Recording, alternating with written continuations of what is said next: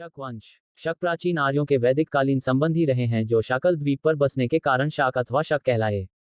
भारतीय पुराण इतिहास के अनुसार शक्तिशाली राजा सगर द्वारा देश निकाले गए थे। वह लंबे समय तक निराश्रय रहने के कारण अपना सही इतिहास सुरक्षित नहीं रख पाए।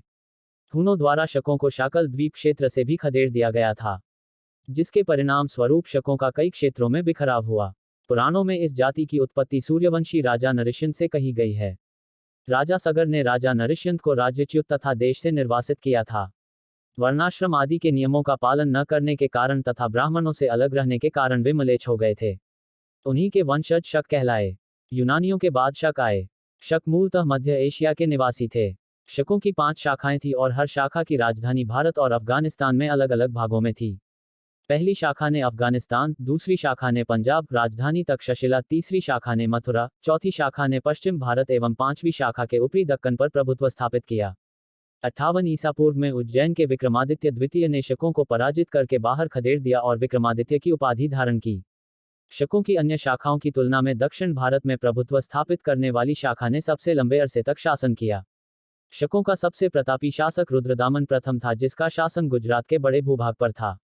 रुद्रदामन प्रथम ने काठियावाड़ की अर्धशुष्क सुदर्शन झील मौर्य द्वारा निर्मित का जीर्णोद्धार किया। भारत में शक राजा अपने को क्षत्रप कहते थे।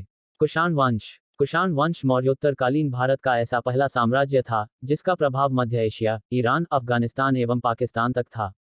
ये साम्राज्य अपने चरमोत्कर्ष पर तत्कालीन विश्व के 3 बड़े साम्राज्यों रोम, पार्थिया एवं चीन के समकक्ष था।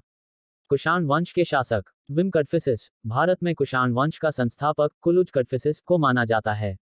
ये यूची कबीले का शक्तिशाली सरदार था।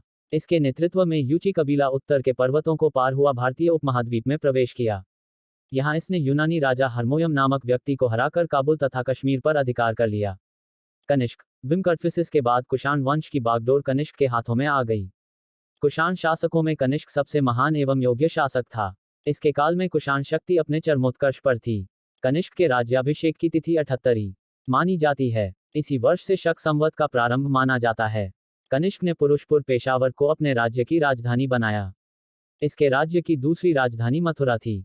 कनिष्क की विजयों में सबसे महत्वपूर्ण विजय चीन पर थी। कनिष्क ने चीन के हन राजवंश के शासक पांचाओं को हराया था। कनिष्क के समय में हुए महत्वपूर्ण कार्य। चतुर्थ बौद्ध संगीति का आयोजन। कनिष्क बौद्ध धर्म की महायान शाखा का अनुयायी था। कनिष्क के समय में कश्मीर के कुंडलवन में चतुर्थ बौद्ध संगीति का आयोजन हुआ। इस संगीति के अध्यक्ष वसुमित्र तथा उपाध्यक्ष अश्वघोष थे। यहीं पर बौद्ध धर्म हीनयान तथा महायान संप्रदायों में विभाजित हो गया। इसी संगीति में महाविभाषा नामक पुस्तक का संकलन किया गया। इस पुस्तक को बौद्ध धर्म का विश्वकोश भी कहा जाता है। इस पुस्तक में तीनों पिटकों पर लिखी गई टीकाएं संकलित है। कनिष्क बौद्ध धर्म का अनुयायी होते हुए भी अन्य धर्मों के प्रति भी सहिष्णु था। गांधार कला शैली। गांधार कला शैली का विकास कनिष्क के काल में गांधार में हुआ। इसे इंडो ग्रीक शैली या ग्रीक बुद्धिस्ट शैली भी कहा जाता है। इस कला में बुद्ध एवं बोधिसत्वों की मूर्तियां काले स्लेटी पाषाण से बनाई गई हैं। मथुरा कला शैली। इस कला शैली का जन्म कनिष्क के समय में मथुरा में हुआ। इस शैली में लाल बलुआ पत्थर का प्रयोग हुआ है। इस शैली में बौद्ध, हिंदू एवं जैन धर्म से संबंधित मूर्तियों का निर्माण हुआ है। बुद्ध की प्रथम प्रतिमा के निर्माण का श्रेय भी इसी शैली को जाता है। सिल्क मार्ग पर अधिकार। कनिष्क ने चीन से रोम को जाने वाले सिल्क मार्ग की तीनों मुख्य शाखाओं पर अधिकार कर लिया था।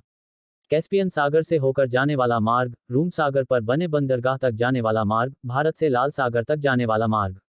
विद्वानों को आश्रय। कनिष्क कला और विद्वता का आश्रयदाता था।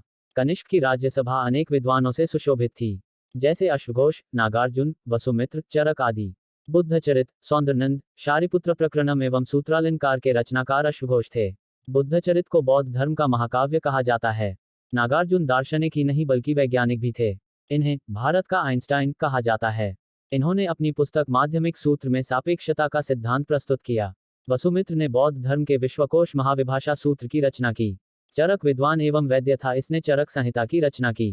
कुषाण वंश के सिक्के। सर्वप्रथम सर्वाधिक मात्रा में कुषाणों ने सोने और तांबे के सिक्के जारी किए। कनिष्क के तांबे के सिक्कों पर उसे बलिदेवी पर बलि देते हुए दर्शाया गया है। कनिष्क के अब तक प्राप्त सिक्के यूनानी और ईरानी भाषा में मिले हैं। कुषाणों ने चांदी के सिक्के नहीं चलाए। कुषाण वंश का पतन। कनिष्क की मृत्यु के बाद कुषाण वंश का पतन प्रारंभ हो गया। कनिष्क के बाद उसका उत्तराधिकारी वासिष्ठ गद्दी पर बैठा। यह मथुरा और समीपवर्ती क्षेत्रों में शासन करता था। इसके बाद क्रमशः हुविष्क, वासुदेव शासक हुए। योग्य उत्तराधिकारियों के अभाव में यमुना के तराई वाले भाग पर नाग लोगों ने अधिकार कर लिया। साकेत, प्रयाग एवं मगध को गुप्त राजाओं ने अपने अधिकार में कर लिया। नवीन राजवंशों के उदय ने भी कुषाणों के विनाश में सहयोग दिया। सातवाहन वंश। सातवाहन वंश का संस्थापक सिमुक था। इसने लगभग 30 ईसा पूर्व कव वंश के अंतिम शासक सुशर्मन की कर इस वंश की नींव डाली तथा प्रतिष्ठान को अपने राज्य की राजधानी बनाया।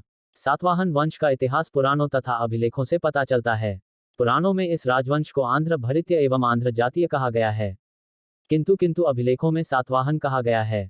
इसलिए इस वंश को आंध्र सातवाहन वंश भी कहा जाता है। इनकी राजकीय भाषा प्राकृत थी।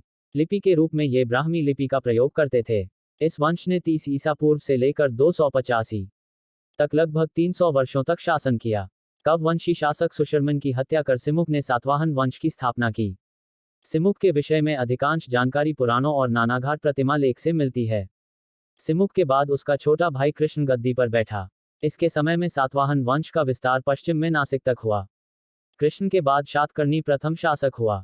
ये सातवाहन वंश का शातकर्णी उपाधि धारण करने वाला प्रथम राजा था। इसके शासन के बारे में अधिकांश जानकारी इसकी रानी नागानिका के नानाघाट अभिलेख से मिलती है। शातकर्णी प्रथम ने 2 अश्वमेध यज्ञ तथा 1 राजसूय यज्ञ संपन्न कर सम्राट की उपाधि धारण की। इसने दक्षिणापथप्ति एवं अप्रतिहत चक्र की उपाधि भी धारण की थी। इसने सातवाहन साम्राज्य का दक्षिण में विस्तार किया। संभवतः मालवा भी इसके अधिकार क्षेत्र में था। इसके अतिरिक्त इसने अनूप एवं विदर्भ प्रदेशों पर भी विजय प्राप्त की। इसकी मुद्राओं में श्रीसात नाम खुदा हुआ मिलता है। अभिलेखों से ज्ञात होता है कि इसने ब्राह्मणों तथा बौद्धों को भूमि दान में दी। गौतमी पुत्र शातकर्णी इस वंश का महानतम शासक था।